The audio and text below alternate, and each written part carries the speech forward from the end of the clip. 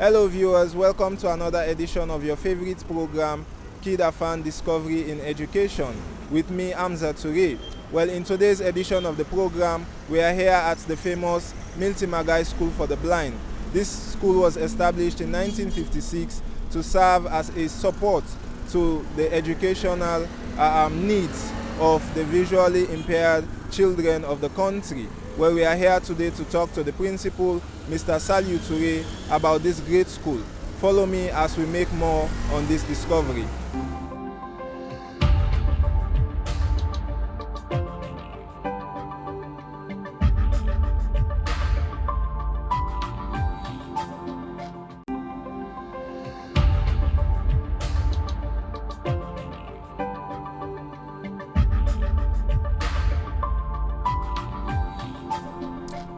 Hello, Mr. Toure, and welcome to the program. Thank you very much. Okay, so Mr. Toure, we are here today to talk about this noble school, the Margai School for the Blind. First off, start by telling a bit about the history of this school to the viewers. Thank you once again, and good afternoon to viewers. The Margai School for the Blind was established in 1956 by the Sierra Leone Blind Welfare Society. It started with 3 pupils, one girl at the time, Emma Parker, and 2 boys. So first it started around Congo Cross, close to Methodist Girls High School. And by the time it was 1960, the first Prime Minister of this country, Sir Milton, thought it necessary for relocate the school. So through the Sierra Leone Blind Welfare Society, Sir Milton decided to give this portion of land to the school. And at the time, there were about 14 pupils in the school. So the first head teacher, Mrs. Longdon, left in 1959. Then Mr. Sam Campbell, who studied in Ghana, the Akropong School for the Blind, was asked to come and head the school. So since 1962 to date, the school has been in its current position. But generally, the school started in 1956, and throughout its establishment, it has educated a lot of visually impaired kids that have also been big men and big women now in society and have contributed immensely to the development of the country. If I also should let you know, a part of providing education to the kids, we also have extracurricular activities.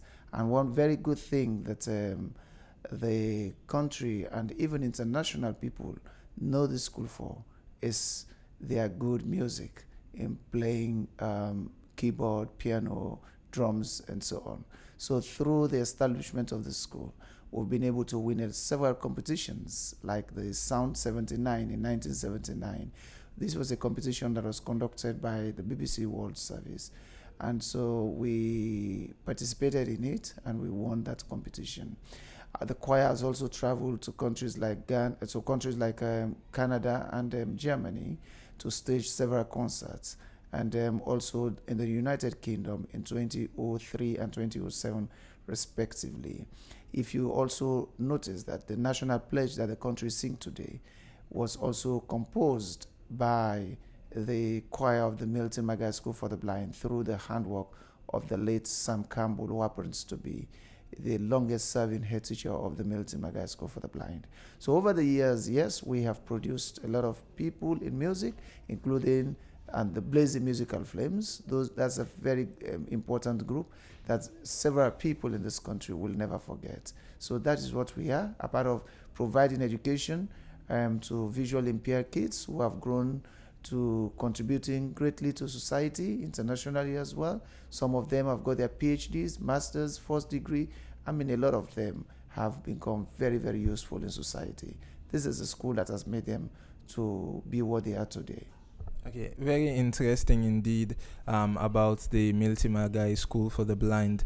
But Mr. Toure, it's not a secret that in Sierra Leone, when it comes to education, visually impaired students find it quite difficult, because when you look at the syllabus, you find that it is very limited. It limits students or people with disability. Has the school been able to cope, in terms of being included in the education system of the country?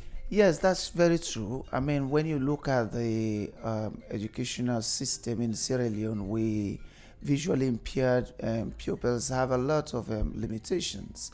But thankfully now, to the new curriculum that has just is going to be rolled out, that provides a greater opportunity for visually impaired kids, not only to line themselves up to one stream, but maybe to two or three streams. That's a big advantage.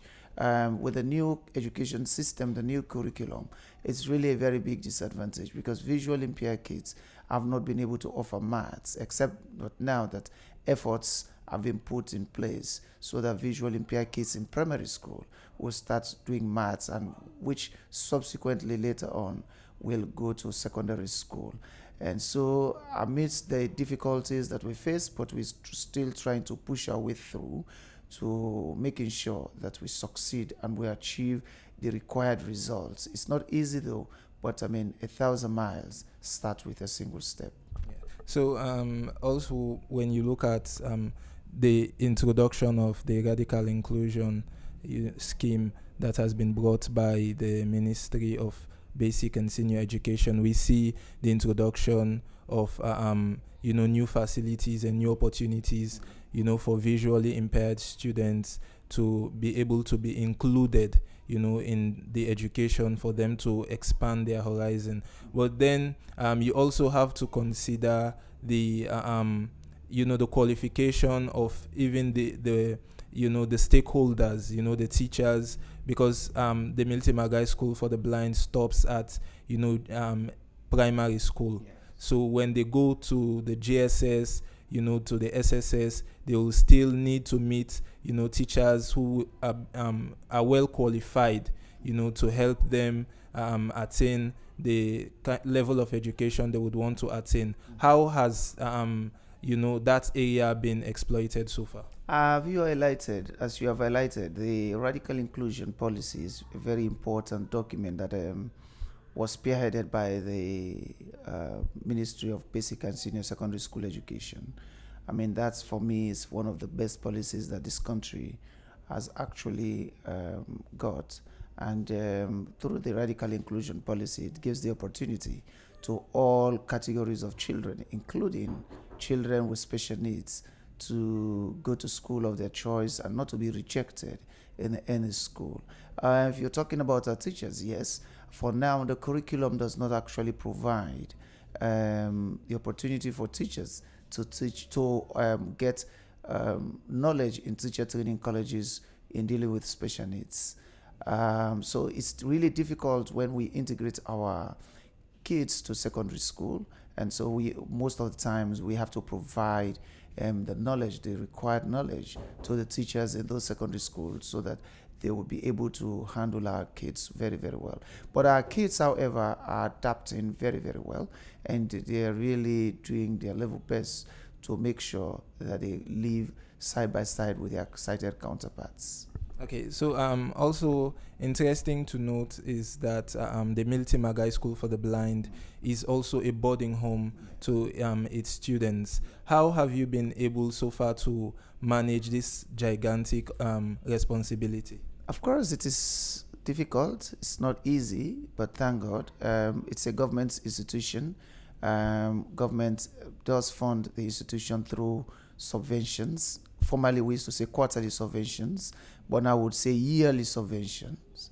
And so, and through the efforts, tremendous effort of other kind organizations, institutions, individuals, churches, mosques, I mean, they've been able to help us to run the school, because mind you, this is a school that we feed our kids 3 times a day, lunch, breakfast, and dinner. So just imagine, we have a lot of kids here who reside with us in the body home, and feeding them is not an easy task. But with the support from governments and other kind individuals, organizations, institutions, churches, and mosques, we have been able to run the school so well, and particularly so when we have to take the secondary school kids to their various schools and bring them back from school. So it's not really an easy task, but we're managing, we're trying to move forward so that we can contribute to society in a great way.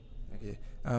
Finally, before we go, let's talk about, the constraints, because for, like I mentioned, this is really a huge responsibility, running a boarding home for students, especially when most of these kids, it's not all of them that can be afforded for by their parents. So what are some of the constraints that this school goes through on a daily basis? Well, feeding is one of the constraints. As I told you just now, we have about 90 kids in the body home, and we feed them 3 times a day. So just imagine you're feeding 90 kids now. So feeding is one of the challenges that we face. So we really need assistance in that direction. And another constraint is that the kids themselves, recently, thankfully to one of my classmates, Abdul Karim Bari in the United States, he doesn't want to be called all the time, but who actually is playing a very good role to talk to people, to rally around in the United States, who is seeking support for some of these kids. Some of these kids, as you've mentioned, come from very, very, very deprived homes, and the parents cannot afford themselves. So what Mr. Barry is doing is to talk to people in the United States who at least can help to sponsor some kids, and that has been going very, very well. I mean, this year when we reopened, we realized for the very first time that all the kids turned out in the body home in the first 1 week. So for me, that's a very, very big thing, and we need such support to continue with these kids, because when we know that when they are really given the opportunity, they can make it in life. Another challenge that we face, even as we're sitting here, our buildings are very old. Sometimes we face leakages. Sometimes there are challenges when it rains. So we have infrastructural problems. So we want to ask kind organizations or institutions or individuals to really come to our aid and see how we can move on with the Milton Margai School for the Blind. We also have challenges in learning materials, yes, despite the efforts by government to provide us with learning materials, yes, yet we still need a lot more to get all our kids have sufficient learning materials. And one other challenge also is the medical area. We have nurses attached to our school, but we do not have medicines. Most times I buy medicines for the nurses to treat these kids. So that's a very, very key area, because when the kids get ill, we don't want to send them home to their parents, and when they go home, they don't come again to school early. So we want to ensure that we treat them here, except for extreme illnesses that they need to do some checkups. Then we take them to the hospital. But so far, these seem to be some of the key challenges that as a school we are facing. Even, as I mentioned to you, the music area, the music department, we don't have instruments. And that's one area that the school is very, very key towards improving. So we need instruments, music instruments, that will help our kids to move forward, that will help our kids to develop their skills, because not all kids here are academic bound. We also have some kids who are good to playing the instruments. So we need instruments as well that will help us to get our kids to develop their music talents. Thank you very much, Mr. Toure. Well, viewers, as you've heard from the principal of the Milton Margai School for the Blind, he has expressed, the history of the school, as well as their achievements, all the things that they've been through, as well as their constraints.